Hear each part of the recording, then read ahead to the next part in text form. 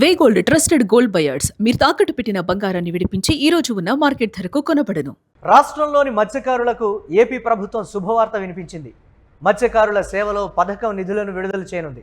రేపు నెల్లూరు జిల్లాలో జరిగే ఈ కార్యక్రమంలో సీఎం చంద్రబాబు నాయుడు మత్స్యకారుల సేవలో పథకం నిధులు విడుదల చేస్తారు. వేట నిషేధ సమయంలో మత్స్యకారులకు 20,000 రూపాయలు ఆర్థిక సాయం ఇస్తామని ఎన్నికల సమయంలో టీడీపీ కూటమి మత్స్యకార కుటుంబాలకు హామీ ఇచ్చింది. ఇచ్చిన మాట ప్రకారం మత్స్యకారుల సేవలో పథకం కింద 2025లో 1,21,433 కుటుంబాలకు 243 కోట్లు సాయం అందించారు. ఈ ఏడాది కూడా 1,30,796 మత్స్యకార కుటుంబాలకు 262 కోట్ల మేర ఆర్థిక సాయాన్ని అందించనున్నారు. నెల్లూరు జిల్లా కావలి మండలంలోని తుమ్మలపెంటలో సీఎం చంద్రబాబు నాయుడు మంగళవారం పర్యటించనున్నారు. ఈ సందర్భంగానే మత్స్యకార సేవలో నిధులు విడుదల చేయనున్నారు. ప్రతి సంవత్సరం ఏప్రిల్ నుంచి జూన్ వరకు మత్స్యకారుల చేపల వేటపై ప్రభుత్వం నిషేధం విధిస్తుంది.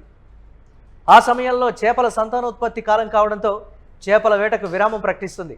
అయితే ఈ నిర్ణయంతో చేపల వేటే ప్రధాన జీవనాధారంగా బ్రతికే మత్స్యకార కుటుంబాల జీవనోపాధికి ఆటంకం కలుగుతుందని భావించిన ప్రభుత్వం వారి జీవన భృతి కోసం మత్స్యకారుల సేవలో కార్యక్రమాన్ని తీసుకొచ్చింది.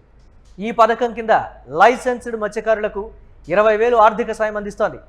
నేరుగా వారి బ్యాంక్ అకౌంట్లలోనే జమ చేస్తూ ఆర్థిక భరోసా అందిస్తోంది. గతేడాది మత్స్యకారుల సేవలో పథకం నిధుల పంపిణీ సమయంలో అనర్హులకు కూడా ప్రయోజనం చేకూరిందని భావించిన ఏపీ ప్రభుత్వం ఈసారి పటిష్టమైన ఏర్పాట్లు చేసింది. ఈ పథకం ప్రయోజనాలు అందుకునేందుకు ఈకేవైసీ నిబంధన విధించింది. దీంతో 20,000 సాయం అందుకోవాలంటే జాబితాలో పేర్లున్న మత్స్యకారులు ఈకేవైసీ తప్పనిసరిగా చేయించుకోవాల్సి ఉంటుంది. మత్స్యకార భృతి అందించే ముందు రోజు వరకు ఈకేవైసీ చేయించుకునేందుకు అధికారులు అవకాశం కల్పించారు. ఈకేవైసీ ప్రక్రియ 90% పైగానే పూర్తయినట్లు సమాచారం. డబ్బులు అందాలంటే తప్పనిసరిగా ఈకేవైసీ చేయించుకోవాలని అధికారులు సూచించారు. మరోవైపు ప్రతి ఏటా ఏప్రిల్ నుంచి జూన్ నెల వరకు చేపల వేటపై నిషేధం అమల్లో ఉంటుంది. ఈ సమయంలో చేపలు, రొయ్యల సంతానోత్పత్తి కాలం. గుడ్లు పెట్టి సంతానోత్పత్తికి 2 నెలల సమయం పడుతుంది. ఈ నేపథ్యంలో ఈ సమయంలో చేపల వేటపై నిషేధం అమల్లో ఉంటుంది. ఈ సమయంలో ఇంజన్ బోట్లు చేపల వేటకు దూరంగా ఉండాలి. దీంతో మత్స్యకారులకు జీవనానికి ఇబ్బందులు ఎదురయ్యే అవకాశం ఉంది. వీటిని దృష్టిలో పెట్టుకొని మత్స్యకార భరోసా సాయం విడుదల చేయనున్నారు. వైసీపీ హయాంలో ఈ మొత్తం 10,000 రూపాయల వరకు ఉండగా తాము అధికారంలోకి వస్తే ఈ మొత్తాన్ని 20,000 రూపాయలకు పెంచుతామని ఎన్నికల సమయంలో చంద్రబాబు మాటిచ్చారు. చేపల వేటపై ప్రతి ఏటా ఏప్రిల్ నుంచి జూన్ వరకు నిషేధం విధించబడే నేపథ్యంలో మత్స్యకారుల ఉపాధికి అండగా ఉండేందుకు రాష్ట్ర ప్రభుత్వం మత్స్యకార భరోసా పథకాన్ని అమలు చేస్తోంది. చేపల వేట నిషేధం సమయంలో మత్స్యకారులకు ఈ సాయాన్ని అందిస్తోంది.